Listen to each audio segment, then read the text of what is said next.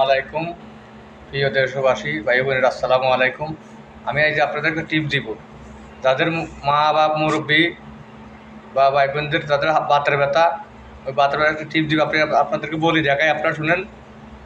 যত ধরনের বাত, যত ধরনের ব্যথা, গেঁড়ি ব্যথা, বাত ব্যথা, আপনার ইনশাল্লাহ সব সারি যাব। আপনি তিন চারটা ব্যায়ামের কথা বলবি, তিন চারটা ব্যায়াম দেখাবো। ওই ব্যায়াম দেখে দেখে আপনি ব্যায়াম করবেন। ইনশাল্লাহ এক সপ্তাহ পরে আপনি আমার ফেসবুকে রেজাল্ট দেবেন ইনশাল্লাহ। যদি আপনার ভালো না হয়, মা বাবার ভাই বোনের যারা বাতের ব্যথা কত কষ্ট করতে আছে, তারা ইনশাল্লাহ আলহামদুলিল্লাহ বাতের ব্যথা তাদের ভালো হয়ে যাবে।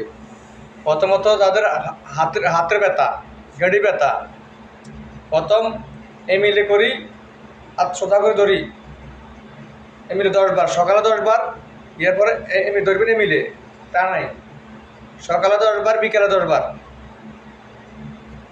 রাত্রে ঘুমাবার সময় 10 বার, এরপরে লাস্টে এমিলে উঠেবেন, 10 বার। এই তিনটা গেল। এরপরে লাস্টে রাত্রে এমনি করে ধরবেন, এমনি করে ধরি, এমনি বুকুল্লা বাজে রাখবেন, সোজা করে ধরি,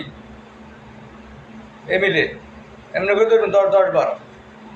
1 2 3 4 5 6 7 8 9 10, 10 সেকেন্ড করে 10 বার।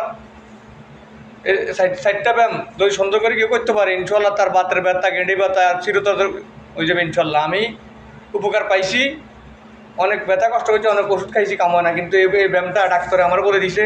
সৌদি আরবে অনেক এনে সরকারি ডাক্তার আছে, অনেক মহিলা করে, অনেক মুরব্বীগুলো শিখে আছে। তো আমি ওই কেন্দ্রে ভর্তি হয়েছিলাম, 1 সপ্তাহ কোর্স করছি, ইনশাল্লাহ আমার হাতের ব্যথাটা সব চলে গেছে। তাই কষ্ট করছি হাত লইয়া।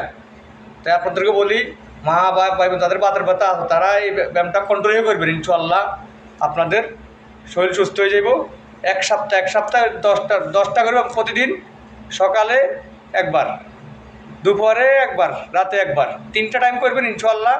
যদি বাতের ব্যথা ভালো না হতো আমার ফেসবুকে জানাবেন, ভালো হলে জানাবেন, খারাপ হলে জানাবেন ইনশাল্লাহ।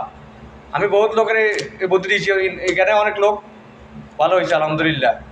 অনেক লোকের এই ফোন দেখাইছি, আমি এই টিপস দেখাইছি, এই টিপসে অনেক লোক ভালো হয়েছে। আল্লাহর নামে, আল্লাহর রহমতে ইনশাল্লাহ আমরা ভালো হবেন।